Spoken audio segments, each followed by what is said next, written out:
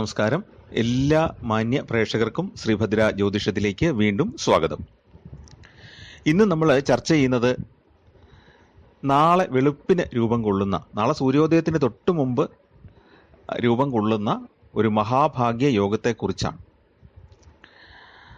ലക്ഷ്മി നാരായണ യോഗം. കർക്കടകൻ രാശിയിലാണ് ഈ യോഗം രൂപം കൊള്ളുന്നത്. കർക്കടകൻ രാശിയിൽ ഇപ്പോൾ തന്നെ ബുധൻ സഞ്ചരിക്കുന്നുണ്ട്.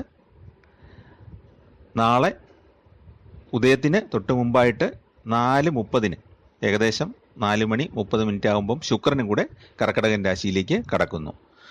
അതോടുകൂടി കർക്കടകൻ രാശിയിൽ ബുധ-ശുക്ര യോഗം അല്ലെങ്കിൽ ലക്ഷ്മി നാരായണ യോഗം എന്നറിയപ്പെടുന്ന മഹാഭാഗ്യ ധനയോഗം രൂപം കൊള്ളുന്നു. ഈ യോഗം ചില നക്ഷത്രക്കാർക്ക് വലിയ ഭാഗ്യങ്ങളെ കൊണ്ടുവരുന്ന യോഗമാണ്. അത്ഭുതകരമായ പല നേട്ടങ്ങളും അവർക്ക് ഉണ്ടാകും. അപ്പം നമ്മുടെ കാലഘട്ടന അനുസരിച്ച് ഒരു പ്രഭാതം മുതൽ അടുത്ത സൂര്യോദയം വരെയാണ്, ഒരു സൂര്യോദയം മുതൽ അടുത്ത സൂര്യോദയം വരെയാണ് ഒരു ദിവസമായിട്ട് നമ്മൾ ജ്യോതിഷത്തിൽ കണക്കാക്കുന്നത്. അപ്പം അങ്ങനെ നോക്കുമ്പോൾ ഇന്ന് രാത്രി അവസാനിക്കുന്നതിന് മുമ്പ് തന്നെ ഈ ലക്ഷ്മി നാരായണ യോഗം കർക്കടകൻ രാശിയിൽ രൂപപ്പെടും. അത് പല നക്ഷത്രക്കാർക്കും വൻ നേട്ടങ്ങൾ സമ്മാനിക്കും. അപ്പം അവർക്ക്, ഈ പറയുന്ന നക്ഷത്രക്കാർക്ക് ഭാഗ്യപരീക്ഷണങ്ങൾക്കൊക്കെ പറ്റിയ സമയമാണ്. ലോട്ടറി ഭാഗ്യം, പല രീതികളിലുള്ള ധനഭാഗ്യം, ജോലിയിൽ ഉയർച്ച, പ്രമോഷൻ, ശമ്പള വർധനവ്, ഇതെല്ലാം ലഭിക്കാൻ ഇടയുള്ള ഒരു സമയമാണ്. ഏതെങ്കിലുമൊക്കെ വഴികളിലൂടെ ഏറിയോ കുറഞ്ഞോ ധനഭാഗ്യയോഗം ഉണ്ടാകുന്ന നക്ഷത്രക്കാരാണ്. ചില ആളുകൾക്ക് ജാതകത്തിൽ കൂടെ അനുകൂലമായ ഗ്രഹസ്ഥിതി ഉണ്ടെങ്കിൽ വലിയ തോതിൽ ലാഭവും ലോട്ടറി സമ്മാനങ്ങളൊക്കെ കിട്ടും. അതേസമയത്ത് ജനന സമയത്ത് ഗ്രഹങ്ങൾ അത്ര അനുകൂലമല്ല എന്നുണ്ടെങ്കിൽ ചെറിയ തോതിലുള്ള നേട്ടങ്ങളായിരിക്കും കിട്ടുന്നത്. എന്താണെങ്കിലും ഈ പറയുന്ന നക്ഷത്രക്കാർക്ക് ഏതെങ്കിലുമൊക്കെ രീതിയിൽ വലിയ ധനഭാഗ്യ യോഗം ഉണ്ടാകുന്നതാണ്. ശുക്രൻ ഓരോരോ ഭാവങ്ങളിൽ, ജന്മക്കൂറിൻ്റെ ഓരോരോ ഭാവങ്ങളിൽ സഞ്ചരിക്കുമ്പോഴുള്ള ഫലങ്ങളെപ്പറ്റി ഒരു ശ്ലോകത്തിൽ പ്രമാണമായിട്ട് പറയുന്നുണ്ട്. അഖില വിഷയഭോഗം വിത്തസിദ്ധിം വിഭൂതിം സുഹൃദ് അഭിവൃദ്ധിം പുത്രലബ്ധിം വിപത്തി ദിശതി യുവതി പീഡാം സമ്പദം വാ സുഖാപ്തിം കലഹം അഭയമർത്ഥപ്രാപ്തിർ ഇന്ദിരാരിമന്ത്രി. ഇന്ദിരാരിമന്ത്രി ശുക്രൻ ജന്മക്കൂറ് മുതൽ 12 ഭാവങ്ങളിൽ സഞ്ചരിക്കുമ്പോഴുള്ള ഫലമാണ് പറയുന്നത്. അത് ചുരുക്കം പറഞ്ഞാൽ ജന്മക്കൂറിൻ്റെ 6, 7, 10 ഭാവങ്ങളിൽ ശുക്രൻ സഞ്ചരിക്കുന്ന സമയം അനുകൂലമല്ല. ബാക്കി എല്ലാ ഭാവങ്ങളിലും ശുക്രൻ അനുകൂലമാണ്. ബുധൻ ചില ഭാവങ്ങളിൽ അനുകൂലമാണ്, ചില ഭാവങ്ങളിൽ അനുകൂലം അല്ല. പക്ഷേ ബുധനും ശുക്രനും ചേരുമ്പോഴുള്ള ഈ ലക്ഷ്മി നാരായണ യോഗം പല നക്ഷത്രക്കാർക്കും വൻതോതിലുള്ള ഭാഗ്യാനുഭവങ്ങളെ കൊണ്ടുവരുന്നതാണ്. അപ്പോൾ അതറിഞ്ഞിരുന്നാൽ അവർക്ക് ഭാഗ്യപരീക്ഷണങ്ങളൊക്കെ ചെയ്യാം. അതുപോലെ തന്നെ ധനം വന്നു കയറുമ്പോൾ അവർക്ക് തിരിച്ചറിയാനായിട്ട് സാധിക്കും. ധനം വരുന്നതിന് മുമ്പ് കുറേ ലക്ഷണങ്ങൾ പ്രകൃതി നമ്മളെ കാണിച്ചു തരും, നമുക്ക് ഐശ്വര്യം വരുന്നതിന് മുമ്പായിട്ട്. അപ്പോൾ അതൊക്കെ തിരിച്ചറിയാൻ ഉതകുമല്ലോ എന്നുള്ള ഒരു ഉദ്ദേശത്തിലാണ് ഈ കാര്യങ്ങൾ പറയുന്നത്. അപ്പോൾ ഇതോടൊപ്പം തന്നെ ഈ പറയുന്ന നക്ഷത്രക്കാർക്ക് വ്യാഴവും അനുകൂലമാണ്. വ്യാഴം എന്ന് പറയുന്നത് വളരെ ദൈവാധീനവും ധനപരമായ അനുഗ്രഹങ്ങളും ഒരുപാട് നേട്ടങ്ങളും വ്യക്തിപ്രഭാവവും ഒക്കെ നൽകുന്ന ഒരു ഗ്രഹമാണ് വ്യാഴം. അപ്പോൾ ഈ ബുധൻ്റെ ശുക്രൻ്റെ അനുഗ്രഹത്തോടൊപ്പം വ്യാഴത്തിൻ്റെ അനുഗ്രഹം കൂടെ ചേരുമ്പം വളരെ ഗുണകരമായിട്ട് മാറുന്നു. ചില നക്ഷത്രക്കാരെ സംബന്ധിച്ച് ശനിയും കൂടി അനുഗ്രഹദായകമായിട്ടാണ് നിൽക്കുന്നത്. ശനി 3, 6, 11 ഭാവങ്ങളിൽ അനുഗ്രഹദായകനാണ്. അപ്പോൾ ഇതെല്ലാം കൂടെ ചേർന്ന് വരുന്ന ഏതാനും നക്ഷത്രക്കാരുടെ കാര്യങ്ങളാണ് ഇവിടെ പറയുന്നത്. അപ്പം നമ്മൾ നോക്കുമ്പോൾ സമ്പത്തിൻ്റെയും ഐശ്വര്യത്തിൻ്റെയും സുഗന്ധദ്രവ്യങ്ങളുടെയും സൗന്ദര്യത്തിൻ്റെയും സൗന്ദര്യമുള്ള പങ്കാളിയുടെയും ആഡംബര വസ്തുക്കളുടെയും നല്ല വീട്, നല്ല വാഹനം, ഇതിൻ്റെയൊക്കെ കാരകനായ ശുക്രൻ, പിന്നെ സ്നേഹത്തിൻ്റെയും പ്രണയ വിജയത്തിൻ്റെയൊക്കെ കാരകനായ ശുക്രൻ അനുകൂലമായ ഭാവങ്ങളിൽ വരുന്നു. അതോടൊപ്പം തന്നെ ബുദ്ധിയുടെയും മാത്തമാറ്റിക്സിൻ്റെ, കണക്കിൻ്റെയും അധ്യാപനത്തിൻ്റെയും അതുപോലെ തന്നെ കൗശലത്തിൻ്റെയും കൂടെ കാരകനായ ബുധനും കൂടെ അതോടൊപ്പം ചേർന്ന് വരുന്നു. അപ്പോൾ ഇത് രണ്ടും കൂടെ ചേർന്ന് വളരെ മനോഹരമായ ഒരു യോഗമാണ് കർക്കടകൻ രാശിയിൽ രൂപം കൊള്ളുന്നത്. അപ്പോൾ ജൂലൈ 19 ബുധൻ ചിങ്ങൻ രാശിയിലേക്ക് കടക്കുന്നത് വരെ മാത്രമേ ഈ യോഗം ഉണ്ടാവുകയുള്ളൂ. ഏകദേശം 2 ആഴ്ചയായിരിക്കും ഈ യോഗം ഉണ്ടാകുന്നത്. അപ്പോൾ നമുക്കിത് പറയാനുള്ള കാരണം, ഈ 2 ആഴ്ചയ്ക്കകത്ത് കുറേയേറെ ഗ്രഹങ്ങളുടെ അനുഗ്രഹങ്ങൾ കിട്ടുന്നുണ്ട്. അതുപോലെ തന്നെ കുറച്ച് ഗ്രഹമാറ്റങ്ങളൊക്കെ ഉണ്ടാകുന്നുണ്ട്. അപ്പോൾ ഈ ഒരു സമയത്ത് അനുകൂലമായ അനുഭവങ്ങൾ വരുമ്പോൾ പുറംതിരിഞ്ഞ് നിൽക്കാതെ അത് നല്ല രീതിയിൽ പ്രയോജനപ്പെടുത്തണം എന്നുള്ള ആഗ്രഹത്തിലാണ് ഈ കാര്യങ്ങൾ പറയുന്നത്. അപ്പോൾ ഈ വലിയ നേട്ടങ്ങൾ കിട്ടുന്ന നക്ഷത്രക്കാരൊക്കെയാണ് എന്നുള്ളതാണ് നമുക്ക് നോക്കാനുള്ളത്. ആദ്യത്തേത് പുണർദം പൂയം ആയില്യം നക്ഷത്രക്കാരാണ്. അതായത് കർക്കടക കൂറിൽ വരുന്ന നക്ഷത്രക്കാർ തന്നെയാണ്. ഇപ്പം ഈ യോഗം, ഈ ലക്ഷ്മി നാരായണ യോഗം കൊണ്ട് ഏറ്റവും കൂടുതൽ ഗുണം കിട്ടുന്നത് കർക്കടക കൂറിൽപ്പെടുന്ന പുണർദം പൂയം ആയില്യം നക്ഷത്രക്കാരാണ്. ലക്ഷ്മി നാരായണ യോഗം അവരുടെ ജന്മക്കൂറിലാണ് രൂപം കൊള്ളുന്നത്. പുണർദത്തിൻ്റെ മുക്കാൽ ഭാഗവും പൂയവും ആയില്യവുമാണ് കർക്കടകക്കൂറിൽ വരുന്നത്. ഇപ്പോൾ ശുക്രൻ ജന്മക്കൂറിൽ വരുന്ന കാലം അഖില വിഷയഭോഗം എന്നാണ് പറയുന്നത്. എല്ലാവിധ സുഖങ്ങളും ആഡംബരങ്ങളും കിട്ടുന്ന കാലമാണ്. ബുധൻ ശുഭഗ്രഹമാണല്ലോ. ബുധനും അനുകൂലമായിട്ട് വരികയാണ്. ബുധൻ ഒന്നിൽ നിൽക്കുന്നത് പ്രമാണപ്രകാരം അല്പം ഗുണം കുറയുമെങ്കിൽ പോലും ഈ ഒരു സമയത്ത് ബുധൻ്റെ അനുഗ്രഹം കൂടി ഇവർക്ക് ലഭിക്കും. ബുധശുക്ര യോഗമായിട്ട് ലഭിക്കും.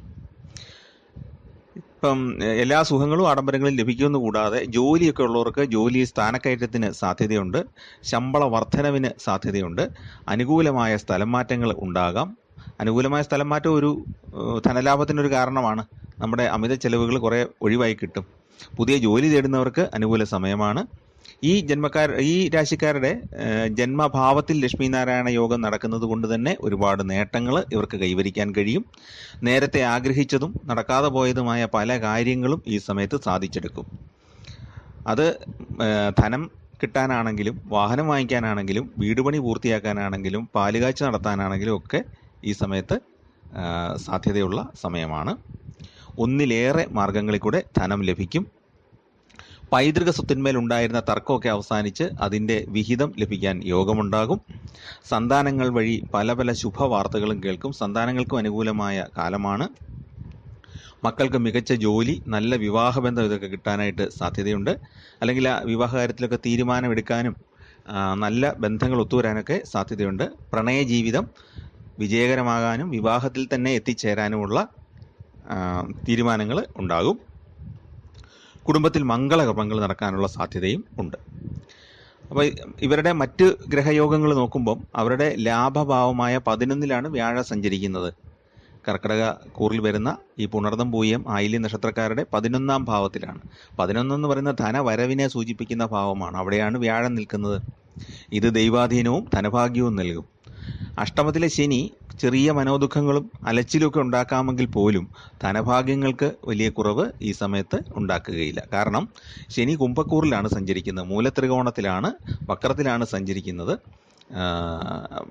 ഈ ഒരു സമയത്ത് ഇവർക്ക് വലിയ ബുദ്ധിമുട്ടുകൾ ഉണ്ടാകാതെ കടന്നു പോകും. മൂലത്രികോണത്തിൽ നിൽക്കുന്ന ശനി മറ്റ് ദോഷകരമായ രാശികളിൽ നിൽക്കുന്ന ശനിയെ പോലെ പ്രതികൂല ഫലം ഉണ്ടാക്കുന്നില്ല. അപ്പം മൂലത്രികോണത്തിൽ നിൽക്കുന്ന ശനി ഒരു പരിധിവരെ ഗ്രഹങ്ങൾക്കൊക്കെ സന്തോഷവും ദുഃഖമൊക്കെ ഉണ്ടോ എന്ന് നമുക്ക് യുക്തിപരമായിട്ട് ചിന്തിക്കുമ്പോൾ തോന്നുമെങ്കിലും ആ ഗ്രഹങ്ങളുടെ രശ്മികൾ നമ്മളിലേക്ക് എത്തിച്ചേരുന്നതിനാണ് ഈ ഫലം എന്ന് പറയുന്നത്. അപ്പോൾ മൂലത്രികോണ ക്ഷേത്രമായ കുംഭത്തിൽ നിൽക്കുന്ന ശനി വളരെ അനുകൂലമായിട്ടാണ് മിക്കവാറും എല്ലാ രാശിക്കാരോടും തന്നെ പ്രവർത്തിക്കുന്നത്. അതുകൊണ്ടാണല്ലോ ഏഴര ശനിയും ജന്മശനിയൊക്കെ കുംഭത്തിൽ നിൽക്കുന്ന ശനി ആയതുകൊണ്ടാണ് വലിയ കുഴപ്പമില്ലാതെ എല്ലാവർക്കും കടന്നു പോകുന്നത്. അപ്പോൾ ഈ അഷ്ടമശനിയാണെങ്കിൽ പോലും ഈ കർക്കിടകക്കൂറിൽ വരുന്ന പുണർദം പൂയം ആയില്യം നക്ഷത്രക്കാർക്ക് വലിയ ദോഷം ഉണ്ടാക്കാതെ അങ്ങ് കടന്നു പോകും. ആരോഗ്യപരമായിട്ട് കുറച്ച് കാര്യങ്ങൾ സൂക്ഷിക്കണം എന്നുള്ളതേ ഉള്ളൂ. ചെറിയ അലച്ചിലുകളും യാത്രകളും ഒക്കെ വേണ്ടി വരും. അപ്പോൾ എന്താണെങ്കിലും ഈ 3 നക്ഷത്രക്കാർക്കും വളരെ വലിയ രാജയോഗമാണ്. വ്യാഴം 11-ലും ജന്മത്തിൽ ബുധശുക്ര യോഗവും. അടുത്തത് അശ്വതി ഭരണി കാർത്തിക നക്ഷത്രക്കാരാണ്. അശ്വതി ഭരണി കാർത്തിക നക്ഷത്രക്കാർ മേടക്കൂറിൽ വരുന്ന നക്ഷത്രങ്ങളാണ്. കാർത്തികയുടെ ആദ്യ കാൽഭാഗമാണ് വരുന്നതെങ്കിലും കാർത്തികക്കാർക്ക് പൊതുവെ അനുകൂല സമയമാണ്. അവരുടെ 4-ാം ഭാവത്തിലാണ് ഈ ലക്ഷ്മി നാരായണ യോഗം രൂപപ്പെടുന്നത്. 4-ാം ഭാവം എന്ന് പറയുന്നത് ബുധനും ശുക്രനും അനുകൂലമായ ഭാവമാണ്. 2 പേരും സമ്പത്ത് വാരിക്കോരി തരുന്ന ഒരു ഭാവമാണ് അവർ 4-ാം ഭാവത്തിൽ സഞ്ചരിക്കുന്ന സമയം. അതുകൊണ്ട് ഉറപ്പായിട്ടും ലോട്ടറി ഭാഗ്യം ഉണ്ടാകും. ഭാഗ്യ നറുക്കെടുപ്പുകളിൽ തീർച്ചയായിട്ടും സമ്മാനം ലഭിക്കാനുള്ള യോഗം ഈ അശ്വതി ഭരണി കാർത്തിക നക്ഷത്രക്കാർക്ക് ഉണ്ട്. പുതിയ വീട്, വാഹനം, വസ്തു, സ്വർണ്ണാഭരണങ്ങൾ എന്നിവ സ്വന്തമാക്കാൻ സാധിക്കുന്ന സമയമാണ്. വളരെ നാളായി മനസ്സിൽ കൊണ്ടു നടക്കുന്ന ആഗ്രഹങ്ങൾ സഫലമാകും. കലാകായിക മത്സരങ്ങളിൽ വിജയം കൈവരിക്കാനായിട്ട് ഈ ഗ്രഹനില സഹായിക്കും. സമൂഹത്തിൽ ആദരവും ബഹുമാനവും ലഭിക്കും. ജോലിയിൽ സ്ഥാനക്കയറ്റത്തിനും ശമ്പള വർധനവിനുമൊക്കെ സാധ്യതയുള്ള സമയമാണ്. മേലധികാരികൾ വളരെ അനുകൂലമായിട്ട് പെരുമാറും. വിദേശത്ത് പഠനത്തിനും ജോലിക്കും ശ്രമിക്കുന്നവർക്ക് വളരെ അനുകൂലമായ സമയമാണ്. അതിനുള്ള ധനമൊക്കെ കൈവരുന്നതാണ്. കുടുംബാംഗങ്ങളോടൊപ്പം സന്തോഷകരമായ ദീർഘയാത്രകൾ നടത്താൻ സാധ്യതയുണ്ട്. അതുപോലെ തന്നെ കുടുംബത്തിലെ പങ്കാളികൾക്കൊപ്പം കൂടുതൽ സമയം ചെലവഴിക്കാനും ആ നിമിഷങ്ങൾ സന്തോഷകരമാക്കാനും സാധിക്കുന്നതാണ്. വ്യാപാരികളെ സംബന്ധിച്ച് ബിസിനസ് വിപുലപ്പെടുത്താനുള്ള ശ്രമങ്ങൾ നല്ല തോതിൽ വിജയിക്കുന്നതാണ്. വ്യാപാരത്തിൽ വളരെ വിശ്വസ്തരായ സുഹൃത്തുക്കളെ ലഭിക്കുന്നതാണ്. അവരിലൂടെ കൂടുതൽ വ്യാപാര മേഖലകൾ കൈയടക്കാനായിട്ട് സാധിക്കുന്നതാണ്. അപ്പോൾ പൊതുവെ വ്യാപാരം ഉള്ളവർക്കും ജോലിയുള്ളവർക്കും എല്ലാം അനുകൂലമായ സന്ദർഭമാണ് അശ്വതി, ഭരണി, കാർത്തിക നക്ഷത്രങ്ങളിൽപ്പെട്ടവർക്ക് ഈ ഒരു അവസരം. അതിനൊരു പ്രത്യേകത കൂടെയുണ്ട്. അവരുടെ ധനഭാവമായ 2ാം ഭാവത്തിലാണ് വ്യാഴം സഞ്ചരിക്കുന്നത്. അപ്പം ധനാധിപനായ വ്യാഴം ധനഭാവത്തിൽ കൂടെ സഞ്ചരിക്കുകയാണ്. പിന്നെ 11ലാണ് ശനി സഞ്ചരിക്കുന്നത്. ശനിക്ക് 3, 6, 11 ശുഭകരമാണെന്ന് നേരത്തെ പറഞ്ഞല്ലോ. അപ്പം ധനഭാവത്തിൽ വ്യാഴമുണ്ട്, ലാഭത്തിൻ്റെ ഭാവത്തിൽ ശനിയുണ്ട്. ശനി മൂലത്രികോണ ക്ഷേത്രത്തിലാണ്. അപ്പം വലിയ തോതിൽ ധനഭാഗ്യത്തിന് സാധ്യതയുണ്ട്. വ്യാഴം വലിയ ദൈവാധീനം അവർക്ക് നൽകും. ശനിയാണെങ്കിലോ കൃഷിയിലൂടെയും മറ്റും, കൃഷിയിലൂടെയും കാർഷിക ഉപകരണങ്ങൾ വിൽക്കുന്നതിലൂടെയും കാർഷിക ഉൽപ്പന്നങ്ങൾ വിൽക്കുന്നതിലൂടെയും ഒക്കെ അവർക്ക് ധനം ലഭിക്കാനുള്ള സാധ്യതയുണ്ട്. അപ്പോൾ അതാണ് നമ്മൾ മനസ്സിലാക്കേണ്ടത്. ഈ 3 നക്ഷത്രക്കാർക്കും വലിയ ലാഭം കിട്ടാനുള്ള സാധ്യതയുണ്ട്. ധനലാഭം ഉണ്ടാകും. അവരെ ചെറിയ തോതിലാണെങ്കിലും ലോട്ടറിയൊക്കെ എടുത്ത് അവർക്ക് പരീക്ഷിക്കാവുന്ന ഒരു സമയവുമാണ്. എന്താണെങ്കിലും ഈ നക്ഷത്രക്കാർ ഭാഗ്യ നറുക്കെടുപ്പുകളിൽ നിന്ന് വിട്ടു നിൽക്കണ്ട. അവർ ചെറിയ തുകയാണെങ്കിലും മുടക്കി ഒന്ന് പരീക്ഷിച്ച് നോക്കുക. വലിയ തുക മുടക്കണ്ട. കാരണം ഈ ജാതകത്തിലെ ഗ്രഹനില നമുക്ക് പൂർണ്ണമായിട്ടും ഇതിലൂടെ പറയാൻ പറ്റില്ലല്ലോ. സമയം കൊണ്ട് വളരെ അനുകൂലമാണ്. ജാതകവും കൂടെ അനുകൂലമാണെങ്കിൽ, ജനിച്ച സമയം കൂടെ അനുകൂലമാണെങ്കിൽ തീർച്ചയായിട്ടും സാമ്പത്തിക നേട്ടങ്ങൾ അവർക്ക് ഉണ്ടാകും. പിന്നെ കടമൊക്കെ ഒരു നല്ല പരിധി വരെ അടച്ചു തീർക്കാനും അവർക്ക് സാധിക്കും. ഒരുപാടൊന്നും അല്ലെങ്കിലും ആ കടബാധ്യത മനസ്സിനെ പ്രയാസപ്പെടുത്തുന്ന അവസ്ഥയിൽ നിന്ന് ഒരു മോചനവും ഈ സമയത്ത് കിട്ടുന്നതാണ്. ഇനി അടുത്ത നക്ഷത്രങ്ങൾ എന്ന് പറയുന്നത് ഉത്രം, അത്തം, ചിത്തിര നക്ഷത്രക്കാരാണ്. കന്നിക്കൂറിൽപ്പെടുന്ന ഉത്രം, അത്തം, ചിത്തിര. ഇപ്പോൾ ചിത്തിരയുടെ ആദ്യ പകുതിയാണ് കന്നിക്കൂറിൽ വരുന്നത്. 2ാമത്തെ പകുതി തുലാക്കൂറിലാണ് പോകുന്നത്. അപ്പോൾ തുലാക്കൂറിലാണ് പോകുന്നതെങ്കിലും ചിത്തിര നക്ഷത്രക്കാർക്ക് പൊതുവെ നോക്കുമ്പം ഗുണകരമായ, ധനപരമായിട്ട് നോക്കുമ്പോൾ ഗുണകരമായ കാലമാണ്. ഈ ബുധനും ശുക്രനും അവരുടെ 11ാം ഭാവത്തിലാണ് സംഗമിച്ചിട്ടുള്ളത്. 11 എന്ന് പറയുന്നത് ലാഭത്തിൻ്റെ ഭാവമാണല്ലോ. ലാഭത്തിൻ്റെ ഭാവത്തിൽ ലക്ഷ്മീനാരായണ യോഗം വരുന്നത് കൊണ്ട് സുവർണ ദിനങ്ങളാണ് ഇവർക്ക് ഉണ്ടാകുന്നത് എന്ന് നമുക്ക് ചുരുക്കി പറയാം. ലോട്ടറി ഭാഗ്യം ഇവരോടൊപ്പം സഞ്ചരിക്കുന്നതായിട്ട് നമുക്ക് കാണാം. ഈ യോഗത്തിലൂടെ അപ്രതീക്ഷിതമായ ധനനേട്ടങ്ങൾ ഉണ്ടാകും. ഇപ്പം ലോട്ടറി എന്ന് പറഞ്ഞാൽ ഒരു ടിക്കറ്റ് എടുത്ത് നറുക്കെടുക്കുന്നത് എന്നുള്ളത് മാത്രമല്ല, മറ്റ് പല രീതിയിലും നമുക്ക് ധനഭാഗ്യ യോഗം ഉണ്ടാകാം. നമ്മൾ വളരെ കാലമായിട്ട് ആഗ്രഹിച്ചിരുന്ന ഒരു കാര്യം, ധനപരമായിട്ടുള്ള ഒരു കാര്യം പെട്ടെന്ന് നമ്മളിലേക്ക് എത്തിച്ചേരുന്നത് ഗുണകരമാണ്. അതുപോലെ ചില വായ്പകളൊക്കെ ഉണ്ട്, സർക്കാർ വായ്പകളൊക്കെ ചില സമയത്ത് അതൊക്കെ എഴുതി തള്ളാനുള്ള സാധ്യതയുണ്ട്. അതും ലോട്ടറി അടിക്കുന്നതിന് തുല്യമാണല്ലോ. അത്രയും പണം നമ്മുടെ കയ്യിലോട്ട് എത്തുന്നതിന് തുല്യമാണ് നമ്മുടെ വായ്പകൾ എഴുതി തള്ളുക എന്നുള്ളത്. അപ്പോൾ അങ്ങനെയൊക്കെ സംഭവിക്കാം. നേരത്തെ നടത്തിയ നിക്ഷേപങ്ങളൊക്കെ വളരെ വലിയ ലാഭം നൽകുന്ന സമയമാണ്. കുടുംബജീവിതം സന്തോഷപൂർണ്ണമാകും.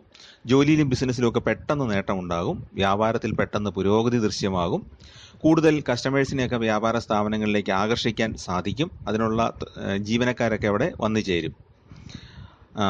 പ്രമോഷനോ ശമ്പള വർധനയൊക്കെ ജോലിയിൽ പ്രതീക്ഷിക്കുന്ന ആൾക്കാർക്ക് അത് കിട്ടുന്നതാണ്. സഹപ്രവർത്തകരുടെ സഹകരണം നന്നായിട്ട് കിട്ടുന്നതാണ്. വളരെ നാളായിട്ട് മുടങ്ങിക്കിടന്ന വീട് നിർമ്മാണം വീണ്ടും പെട്ടെന്ന് പുനരാരംഭിക്കാനായിട്ട് സാധിക്കും. അതിനുള്ള ധനമോ ലോണോ ഒക്കെ പെട്ടെന്ന് ശരിയായി കിട്ടും. അതിനുള്ള പണിക്കാരെയൊക്കെ കിട്ടും. പണി വീണ്ടും തുടങ്ങാനായിട്ട് സാധിക്കും. ഒരുപക്ഷെ വളരെ ഏതാനും മാസങ്ങൾക്കുള്ളിൽ തന്നെ പാല് കാച്ചി ഗൃഹപ്രവേശം നടത്താനായിട്ടും സാധിക്കുന്നതാണ്. അതുപോലെ തന്നെ വാഹനമൊക്കെ വാങ്ങിക്കാനായിട്ട് സാധിക്കും. പുതിയ വീട്ടിൽ ഒരു ആഡംബര ജീവിതം തന്നെ നയിക്കാനുള്ള യോഗവും ഉണ്ടാകും. ദാമ്പത്യ ജീവിതത്തിലെ പൊതുവെ സന്തോഷവും സമാധാനവും കൈവരും. ചെറിയ അഭിപ്രായ വ്യത്യാസങ്ങൾ ഒരുപക്ഷെ നേരിട്ടേക്കാം, എങ്കിൽ പോലും അതൊക്കെ നീണ്ടു നിൽക്കുന്നതായിരിക്കില്ല. വിദേശത്ത് പോകാൻ ആഗ്രഹിക്കുന്നവർക്കും അനുകൂല സമയമാണ്. അതിനുള്ള ധനവും അവർക്ക് കിട്ടുന്നതാണ്. അതിൻ്റെ കാരണം, മറ്റൊരു കാരണം കൂടെ ഉണ്ട്. 11 ലക്ഷ്മീനാരായണ യോഗത്തോടൊപ്പം തന്നെ ഭാഗ്യ അധിപനായ അല്ലെങ്കിൽ ദൈവാധീനത്തിൻ്റെ അധിപനായ വ്യാഴം അവരുടെ 9ാം ഭാവത്തിലാണ് സഞ്ചരിക്കുന്നത്. 9ാം ഭാവം എന്താണ്? ഭാഗ്യത്തിൻ്റെ ഭാവമാണ്. അപ്പം ബുധശുക്രയോഗം 11ലും വ്യാഴം 9-ലും വരുമ്പോഴേ വ്യാഴം ഭാഗ്യഭാവത്തിലും വരുന്നത് കൊണ്ട് അവർക്ക് തീർച്ചയായിട്ടും ധനപരമായിട്ട് നല്ല യോഗം ഉണ്ടാകും. അതുപോലെ തന്നെ 6-ാം ഭാവത്തിലെ കുംഭൻ രാശിയിൽ നിൽക്കുന്ന ശനി അവർക്ക് അനുഗ്രഹദായകനായിരിക്കും. ശത്രുക്കളുടെ കുൽസിത പ്രവർത്തനങ്ങളൊക്കെ നിഷ്പ്രഭമായി പോവും. ശത്രുക്കൾക്ക് നമ്മളെ ഒന്നും ചെയ്യാൻ പറ്റാത്ത ഒരവസ്ഥ ഈ ശനിയുടെ യോഗം കൊണ്ട് സൃഷ്ടിക്കപ്പെടും. ശനി കുംഭൻ രാശിയിലെ മൂലത്രികോണത്തിലാണ് സഞ്ചരിക്കുന്നത്, ബലവാനാണ്. അപ്പോൾ അതുകൊണ്ട് തന്നെ ആ ശനിയുടെ അനുഗ്രഹം കിട്ടുകയും ശത്രുക്കൾ നിഷ്പ്രഭരാകുകയും ചെയ്യും. അത് വളരെ ഗുണകരമായിട്ട് നമുക്ക് ബിസിനസ്സിലൊക്കെ ഗുണപ്പെടുകയും ചെയ്യും. ബിസിനസ് നല്ല രീതിയിൽ കൊണ്ടുപോകാൻ സാധിക്കും, ശത്രുക്കളുടെ ഉപദ്രവം ഇല്ലാതെ. കടങ്ങളൊക്കെ കുറേയൊക്കെ വീട്ടാൻ സാധിക്കും. അസുഖമൊക്കെ കുറേ കുറഞ്ഞ് നല്ല ആരോഗ്യനില കൈവരിക്കുന്ന ഒരു കാലവുമാണ്. അടുത്തത് മൂലം, പൂരാടം, ഉത്രാടം നക്ഷത്രക്കാരാണ്. ധനുക്കൂറിൽ വരുന്ന മൂലം, പൂരാടം, ഉത്രാട നക്ഷത്രക്കാർ. അവരുടെ 8-ാം ഭാവത്തിലാണ് ഈ യോഗം വരുന്നത്. അപ്പം നമുക്ക് സാധാരണഗതിയിൽ തോന്നും 8-ൽ ഏതെങ്കിലും ഗ്രഹം വരുന്നത് ദോഷകരമല്ലേ എന്ന്. അങ്ങനെയാണ് പൊതുവെ നമ്മൾ എല്ലാ സ്ഥലത്തും കണ്ടുവരുന്നത്. പക്ഷേ ബുധനും ശുക്രനും 8-ാം ഭാവം ഗുണകരമാണ്. അത് വളരെ സമ്പൽക്കരമാണ്. ബുധനും ശുക്രനും 8-ൽ കൂടെ സഞ്ചരിക്കുന്ന സമയം. ബുധൻ 8-ൽ സഞ്ചരിക്കുന്ന സമയത്ത് പുത്രാർത്ഥ ലാഭമാണ് കൊടുക്കുന്നത്. ശുക്രനാണെങ്കിൽ അതുല്യമായ സമ്പത്താണ് നൽകുന്നത്. അപ്പം 2 തരത്തിലാണ്. നമുക്ക് സമ്പത്ത് കിട്ടും, പുത്രജനങ്ങൾക്കും ഗുണകരമാണ് ഈ സമയം. അപ്പോൾ ജാതകത്തിൽ ഈ 2 ഗ്രഹങ്ങളും ശുഭസ്ഥാനത്ത് നിൽക്കുന്ന ആളുകളെ സംബന്ധിച്ചിടത്തോളം ധനലാഭവും കിട്ടും, ഭാഗ്യാനുഭവങ്ങൾ കിട്ടും, പെട്ടെന്നുള്ള സമ്പത്ത്, ലോട്ടറി പോലുള്ള സമ്പത്ത് പെട്ടെന്ന് നമ്മളിലേക്ക് വന്നു ചേരാം. ജോലി കാത്തിരിക്കുന്നവർക്ക് നല്ല ജോലി ലഭിക്കാം, അതിലൂടെ ശമ്പളവും സമ്പത്തും ഒക്കെ കിട്ടാം. നിലവിൽ ജോലി ചെയ്യുന്നവർക്ക് ശമ്പള വർധനവിനോ പ്രമോഷനോ നമുക്ക് അനുകൂലമായ സ്ഥലമാറ്റത്തിനോ ഒക്കെ സാധ്യതയുണ്ട്. വ്യാപാരത്തിൽ വലിയ പുരോഗതി ഉണ്ടാകും. കൂടുതൽ സ്ഥലങ്ങളിലേക്ക് ബിസിനസ് വ്യാപിപ്പിക്കാനായിട്ട് സാധിക്കും. അതിനുള്ള സഹായങ്ങളൊക്കെ ലഭിക്കും. സർക്കാരിൽ നിന്നുള്ള ആനുകൂല്യങ്ങളും പേപ്പറുകളൊക്കെ റെഡിയായി കിട്ടും. ഏജൻസി കമ്മീഷൻ വ്യവസ്ഥയിൽ ചെയ്യുന്ന വ്യാപാരങ്ങൾക്ക് കൂടുതൽ ഫലപ്രാപ്തി ഉണ്ടാകുന്ന സമയമാണ്. പിന്നെ അവരെ സംബന്ധിച്ച് ശനി 3-ൽ സഞ്ചരിക്കുന്ന സമയമാണ്. ശനി 3-ൽ സഞ്ചരിക്കുന്ന സമയം ഗുണകരമാണ്. സഹോദരങ്ങളിൽ നിന്നൊക്കെ ധനലാഭം ഉണ്ടാകും. അതുപോലെ കുടുംബാംഗങ്ങളിൽ നിന്ന് അനുകൂലമായ പെരുമാറ്റം ഉണ്ടാകും. അതുപോലെ തന്നെ ആരോഗ്യപരമായിട്ട് വലിയ പ്രശ്നമില്ലാതെ മുന്നോട്ട് കൊണ്ടുപോകും. നമുക്ക് കുറേ കാര്യങ്ങൾ നമ്മുടെ കഴിവ് കൊണ്ട് തന്നെ നേടിയെടുക്കാനായിട്ട് സാധിക്കും. നമ്മൾ ഒരാളിനെ ചെന്ന് ഒരു കാര്യത്തിന് വേണ്ടി ചോദിച്ചു കഴിഞ്ഞാൽ അയാൾക്കത് പെട്ടെന്ന് നിഷേധിക്കാൻ പറ്റുകയില്ല ഈ ഒരു സമയത്ത്. അപ്പോൾ ശനി, മൂലത്രികോണത്തിൽ നിൽക്കുന്ന ശനി, വീണ്ടും എടുത്തു പറയുകയാണ്, അത് ഗുണകരമായിട്ട് അനുഗ്രഹം നൽകുന്നതാണ്. ശത്രുക്കളുടെ മേൽ വിജയം ഉണ്ടാകും. അപ്പോൾ 6-ൽ നിൽക്കുന്നത് പോലെ ആയിരിക്കുകയില്ല എന്ന് മാത്രം, കുറച്ച് വ്യത്യസ്തമായിരിക്കും 3-ൽ ശനി സഞ്ചരിക്കുന്ന സമയം. അതേപോലെ തന്നെ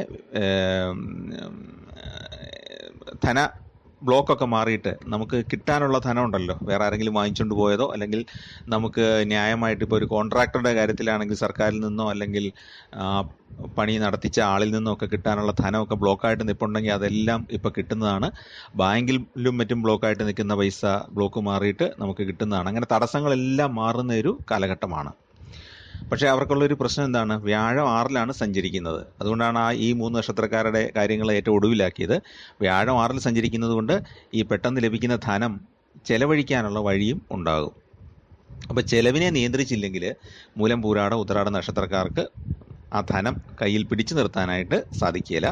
അതുകൊണ്ട് അവരത് നന്നായിട്ട് ശ്രമിക്കണം. വ്യാഴത്തിൻ്റെ ആനുകൂല്യം ലഭിക്കാനുള്ള പ്രാർത്ഥനകളും വഴിപാടുകളൊക്കെ ചെയ്യുന്നത് ഉചിതമാണ്. അപ്പോൾ ഈ പറഞ്ഞ എല്ലാ നക്ഷത്രക്കാരും അവർ നന്നായിട്ട് പ്രാർത്ഥനകൾ വർദ്ധിപ്പിക്കുക. അവർ ധനം അവരിലേക്ക് എത്താനുള്ള വഴികളെ തിരിച്ചറിയുക. എന്ന് വിചാരിച്ച് ഒരുപാട് പണം കൊണ്ടുപോയി ലോട്ടറിയിൽ മുടക്കാനേ പാടില്ല. വളരെ ചെറിയ തോതിൽ ഭാഗ്യപരീക്ഷണങ്ങളൊക്കെ ആകാം. ചെറിയ തുക മുടക്കിയാൽ തന്നെ ഭാഗ്യം അടുത്തുണ്ടെന്നുണ്ടെങ്കിൽ തീർച്ചയായിട്ടും ചെറുതോ വലുതോ ആയ സമ്മാനങ്ങൾ നമ്മളിലേക്ക് എത്തിച്ചേർന്നേക്കാം.